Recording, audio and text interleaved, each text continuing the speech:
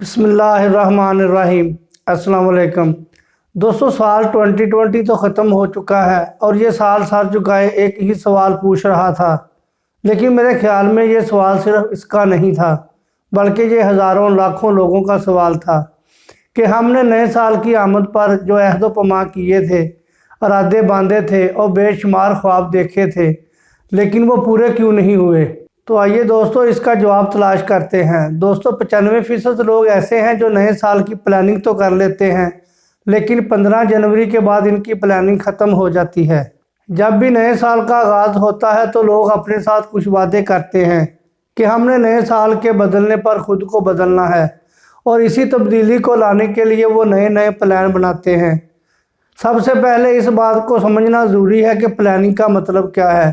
Planning کا مطلب ہے وقت اور وسائل کا بہترین انداز میں استعمال کرنا، اور یہ بات بھی یاد رکھیں کہ پلاننگ ہمیشہ بڑے کاموں کی نہیں بلکہ چھوٹے کاموں کی ہوتی ہے۔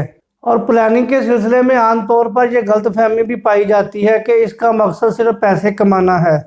در حقیقت یہ صرف ایک پہلو ہے، جبکہ زندگی بدلنے اور کامیاب ہونے کے لیے صرف ایک پہلو نہیں بلکہ تمام پہلوؤں کو عمل میں لانا ضروری ہوتا ہے۔ سوال یہ ہے کہ بہت سارے لوگ جو محنتی، قابل اور خود کو بدلنے کا جذبہ رکھتے ہیں، لیکن اس کے باوجود بھی ان کی پلاننگ زیادہ عرصہ نہیں چل سکتی۔ اس کی وجہ کیا ہے؟ اس کی چند بنیادی وجوہات ہیں۔ نمبر 1، ان کے مقاصد واضح نہیں ہوتے۔ پلاننگ زیادہ عرصہ نہ چلنے کی پہلی وجہ یہ ہے کہ ان لوگوں نے جن ہدایات کو حاصل کرنے کا ارادہ کیا ہوتا ہے وہ واضح نہیں ہوتے۔ مثال کے طور پر کسی انسان کو معلوم ہی نہ ہو کہ اس نے جانا کہاں ہے، تو وہ اپنا سفر کسی بھی سمت میں شروع کر لے، منزل پر نہیں پہنچ سکتا۔ یہ اضطراب کی حالت ہے جو ایک بدترین ذہنی کیفیت ہے۔ اس حالت میں انسان کسی بھی فیصلہ کن موڑ پر نہیں پہنچ سکتا۔ انسان کا ذہن ایک پاور ہاؤس کی مانند ہے۔ اس کی توانائی اس وقت درست انداز میں کام کرتی ہے جب اس کے پاس واضح اہداف ہوں، لیکن اگر وہ اہداف واضح نہ ہوں تو پھر کبھی بھی وہ انہیں حاصل نہیں کر سکے گا۔ نمبر 2، تیاری نہ ہونا۔ پلاننگ کی ناکامی کی دوسری وجہ یہ ہوتی ہے کہ لوگ جس منزل کو پانا چاہتے ہیں، اس کو حاصل کرنے کے لیے ان کی تیاری نہیں ہوتی۔ وہ سستے ہوتے ہیں لیکن مہنگا بکنا چاہتے ہیں، اور پھر جب انہیں کامیابی نہیں ملتی تو وہ سارا کچھ اپنی قسمت پر ڈال دیتے ہیں اور مایوس ہو کر بیٹھ جاتے ہیں۔ بڑی کامیابی کے لیے ان جہتوں کو دیکھنا ہوگا جہاں کمزوری ہے، اور پھر اس کے بعد ان پر محنت کرنا ہوگی۔ آپ کھیل کی ہی مثال لے لیجئے۔ ایک ایسا کھلاڑی جس نے اچھا کھیلنے کا بھرپور عزم کیا ہوا ہے، اس کا خیال ہے کہ ایک مرتبہ اگر مجھے میدان میں اترنے کا موقع مل جائے تو ایسی پرفارمنس دوں گا کہ دنیا یاد رکھے گی، لیکن اس نے نیٹ پریکٹس میں اپنا پسینہ نہیں بہایا تو اس کا عزم کتنا ہی بلند کیوں نہ ہو، وہ صرف اس کے بل پر اچھا نہیں کھیل سکے گا۔ نمبر 3 ہے قوت ارادی کی کمی۔ پلاننگ میں کامیابی کے لیے تیسری اہم چیز قوت ارادی ہے۔ قوت ارادی کا مطلب ہے کہ کوئی انسان اپنے قول کا کتنا پکا ہے، وہ اپنے بولے ہوئے الفاظ پر کس حد تک کاربند ہے۔ پلاننگ کامیاب بنانے کے لیے قوت ارادی کا بہت بڑا عمل دخل ہے۔ ہم میں سے اکثر لوگوں نے بہت سارے آدھے کنویں کھود کر چھوڑ دیے ہوتے ہیں۔ قوت ارادی کی کمی کی وجہ سے ایک کام میں کچھ دن محنت کرنے کے بعد اس کو چھوڑ دیا جاتا ہے، پھر دوسرا کام شروع کر لیا جاتا ہے، اور اس کو بھی چھوڑ تیسرا، پھر چوتھا اور پانچواں، اور کامیابی ایک بھی نہیں ملتی۔ حالانکہ اگر ایک ہی کنویں میں مستقل مزاجی کے ساتھ محنت کی جائے تو خزانہ ہاتھ لگ سکتا ہے۔ قوت ارادی انسان کو استقامت کی دولت سے نوازتی ہے، اور استقامت کا دوسرا نام کرامت ہے۔ جو بھی انسان لگا رہے تو اس کی محنت ضرور رنگ لاتی ہے۔ مزے کی بات یہ ہے کہ قوت ارادی کا تعلق عمر، پیشے یا قابلیت کے ساتھ نہیں بلکہ یہ ایک آفاقی اصول ہے۔ جو بھی بندہ اس پر عمل کر لے تو وہ کامیابی پا لیتا ہے۔ اور نمبر 4 ہے انسان کی صحبت۔ انسان کی زندگی کامیاب ہے یا ناکام، اس میں ایک بڑا کردار ان لوگوں کا ہوتا ہے جن کے ساتھ وہ اٹھتا بیٹھتا ہے۔ خوش قسمتی سے اگر اچھے لوگ مل جائیں تو ان کی بدولت انسان اپنی بہت ساری مثبت تبدیلیاں لے آتا ہے، لیکن اگر وہ لوگ ایسے ہوں جو منفی خیالات کے حامل ہوں تو ان کی وجہ سے انسان کے خیالات بھی انجماد کا شکار ہو جاتے ہیں۔ وہ پھر بڑا نہیں سوچ سکتا۔ دوستوں کی صحبت اس پر اثر انداز ہوتی ہے اور وہ زندگی میں آگے نہیں بڑھ سکتا۔ اس لیے اس بات کا خیال رکھنا ضروری ہے کہ میں کن لوگوں کے درمیان بیٹھ رہا ہوں۔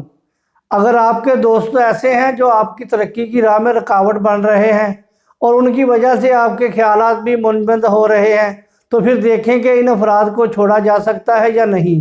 اگر چھوڑنا ممکن ہو تو چھوڑ دیں، اور اگر ناممکن ہو تو ان کے ساتھ تعلق مدم کر دیں، ان سے دل نہ لگائیں، چونکہ اگر وہ آپ کے جذبات پر حاوی ہو گئے تو وہ آپ کو آگے بڑھنے نہیں دیں گے۔ نمبر 5 ہے تبدیلی چھوٹے قدم سے۔ سٹیفن گوئس کہتا ہے کہ بہت سارے لوگ ایسے ہیں جو ایک دم سے خود کو تبدیل کرنا چاہتے ہیں، لیکن ایسا ممکن نہیں، کیونکہ یہ فطرت کے قانون کے خلاف ہے۔ کوئی انسان کتنا کامیاب ہے یا ناکام، اس کی عادت دیکھ لیجئے، آپ کو معلوم ہو جائے گا۔ دراصل یہ کامیابی کی پہلی سیڑھی ہے، اور اس پر قدم رکھنے کے بعد آگے کے مراحل آسان ہو جاتے ہیں۔ المیہ یہ ہے کہ ہم میں سے اکثر لوگ یکدم سے خود کو مکمل طور پر بدلنا چاہتے ہیں۔ وہ کہتے ہیں کہ کل سے میں روزانہ 2 گھنٹے کتاب پڑھوں گا یا گھنٹہ ورزش کروں گا وغیرہ وغیرہ، لیکن ایسا ہوتا نہیں ہے۔ عادات میں منفی تبدیلی لانے کا آسان حل یہ ہے کہ چھوٹے قدم سے خود کو بدلنا شروع کریں اور روزانہ کی بنیاد پر اس میں اضافہ کرتے جائیں۔ مثال کے طور پر آپ نے مطالعہ کی عادت بنانی ہے تو آغاز ایک صفحے سے کریں، لیکن شرط یہ ہے کہ مستقل مزاجی کے ساتھ ہو۔ یہ مستقل مزاجی آپ کو انرجی دے گی، جس کی بدولت آپ کے لیے اپنے مطالعہ کی مقدار کو بڑھانا آسان ہو جائے گا۔ اور نمبر 6 ہے غلطیوں سے سیکھیں۔ اپنی غلطیوں کو تسلیم کرنے کی عادت ڈالیں۔ اپنا ناقد بننا بہت مشکل کام ہے۔ کہا جاتا ہے کہ خوش ہونا ہو تو تعریف سنو، اور بہتر ہونا ہے تو تنقید سنو۔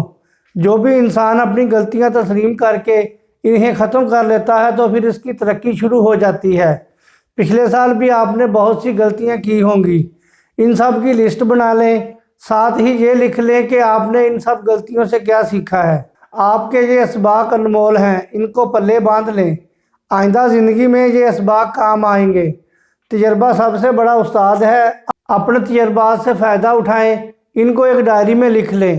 ان اسباق کو پچھلے سال کے اسباق کا عنوان دے سکتے ہیں۔ نمبر 7 ہے نئے خواب سجائیں۔ دوستو، نئے اور بڑے خواب سجائیں۔ خواب زندگی میں موٹیویشن لے کر آتے ہیں۔ خواب دیکھنے والے لوگ پر امید رہتے ہیں۔ ہر شعبے کے خواب بنائیں، کاروبار، پڑھائی، تعلقات، گھر، معاشرہ، سب کے بارے میں خواب بنائیں اور انہیں لکھ لیں۔